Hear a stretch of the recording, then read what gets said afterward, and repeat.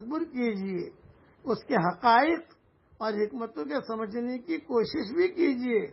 فر فر فر فر فر فر تلاوت نہ کیجئے، بلکہ سمجھ سمجھ کر پڑھنے کی عادت ڈالیے، اس میں غور و فکر کرنے کی کوشش کیجئے۔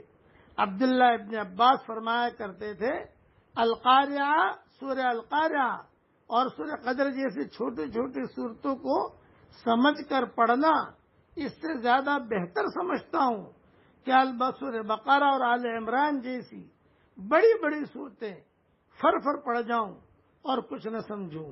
حضور صلی اللہ علیہ وسلم ساری رات ایک ہی آیت کو دہراتے رہے، ان تعذبہم فإنہم عبادک وإن تغفر لهم فإنک انت العزیز الحکیم۔